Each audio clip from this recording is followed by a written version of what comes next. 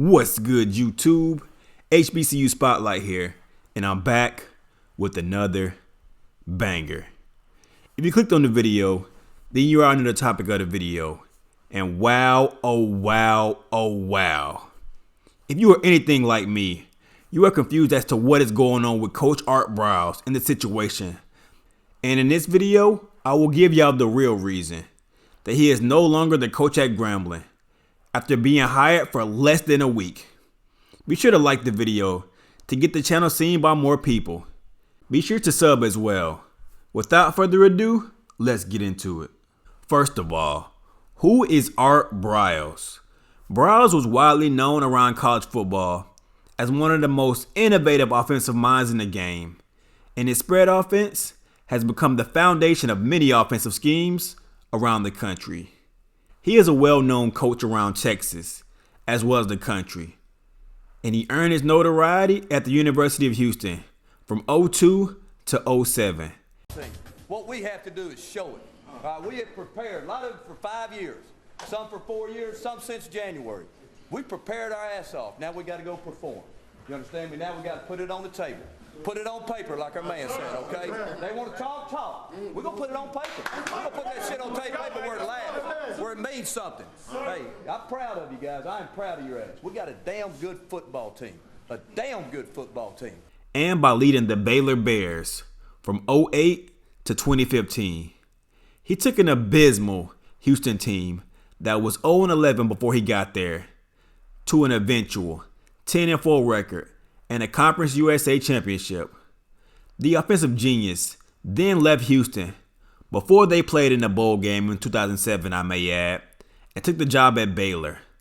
The Bears had fallen on hard times, but Coach Art took over the program at just the right time. In his first season at the helm, they finished 4-8, but they had one bright spot, a freshman quarterback by the name of Robert Griffin III, aka RG3. Do you think you've done what it takes to win it? I could be wrong, but I think Baylor won its first Heisman tonight. Coach Briles and RG3 went on to do great things, like knock off our number 1 ranked Kansas State, 52-24, win a record 11 games in a season, and finish number 7 in the AP poll in 2014. This is only the second time in school history that they finish in the top 10. The next part is where the story gets sketchy. In May of 2016, a report surfaced that there was a sexual assault scandal at Baylor University in which Coach Briles was allegedly aware of, but he did not report it. He was ultimately fired and bounced around coaching for a while. He had stints in the Canadian Football League, the Italian Football League, and he even coached high school football. With all of this controversy, why did Grambling take a chance on him? Did I mention that he was an offensive genius?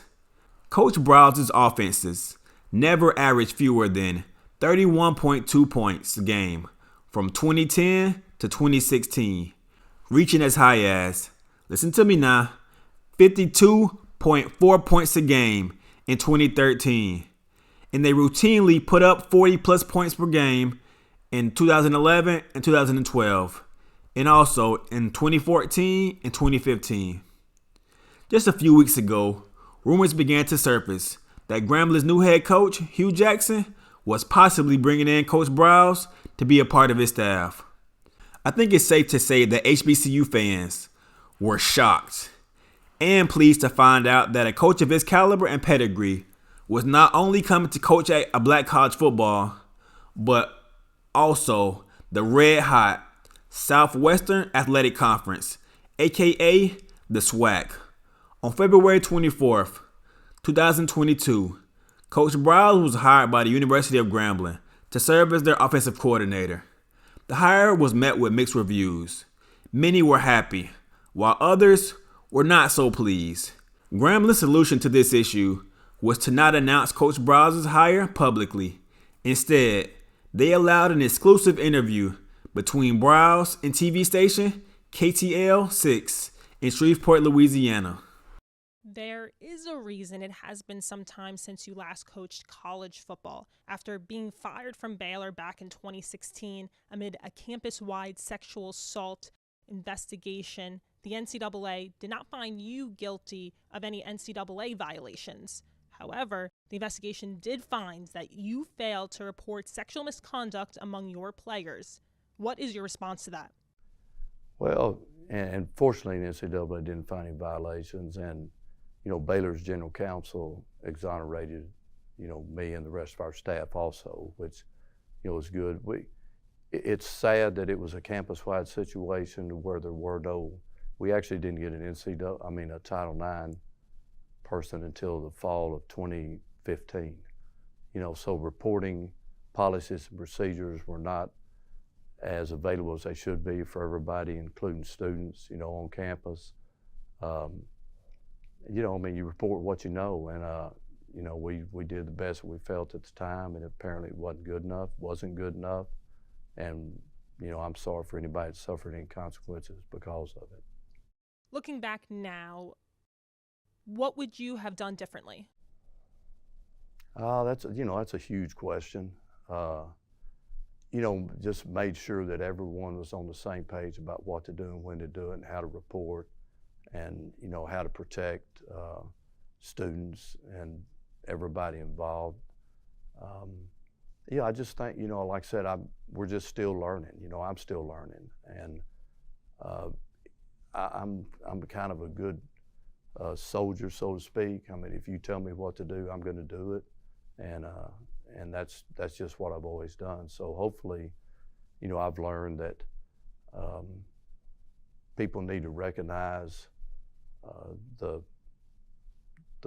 places and the policies and the procedures that are there, and understand the space that every individual deserves. What will you do differently here at Grambling? I'll do exactly what I'm required to do and what they expect of me, which is to be a very solid citizen, to be a positive leader on a day in and day out basis, to do everything I can do to protect our students and our student athletes on campus, and to represent the Grambling University to the best of my ability, because I'm very humble and grateful to be at this university.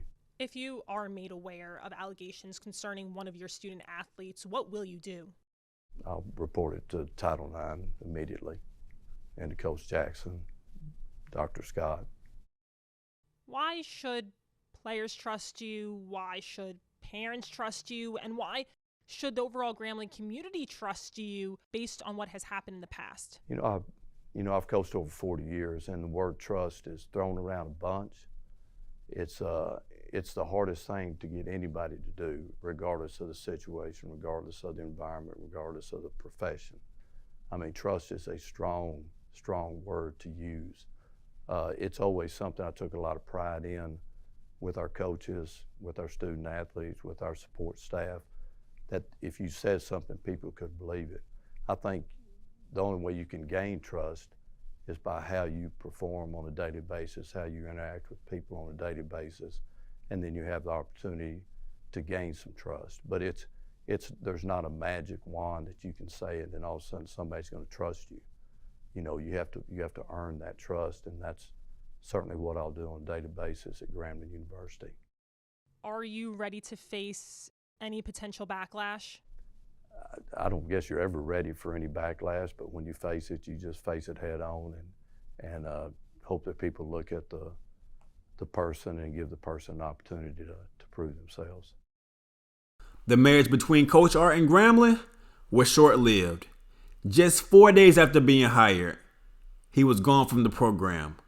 Why, you may ask? Well, does this guy ring a bell? He is Doug Williams, an absolute legend of a quarterback at Grambling. He was also the first black quarterback to win a Super Bowl. Mr. Williams had this to say when he found out that Coach Briles was hired by his alma mater. If that's what we want to do, that's fine, Williams declared. I'm out. I'm not a fan at all. I'm very, very disappointed in Grambling. I really am. Williams told the Washington Post, I talked to the AD a couple times. They knew where I stood, but they did it. And if that's what they want to do, that's fine. I'm out. After the pressure and continuous backlash, Coach Briles decided to resign less than a week after being hired. He had this to say about it. Thank you for giving me the opportunity to be a part of your coaching staff at Grambling University. Unfortunately, I feel that my continued presence will be a distraction to you and your team, which is the last thing I want. I have the utmost respect for the university and your players." End quote. The baggage surrounding Briles was well known, but that didn't stop Coach Hugh Jackson from making the hire last week. Thanks for watching the video. If you made it to the end, you are the real MVP. What do y'all think about this entire situation? Was Grambling wrong for hiring Coach Briles in the first place? Or should they have kept him around? As always, if you enjoyed the video, please be sure to like, comment, and subscribe. We on the road to 10K.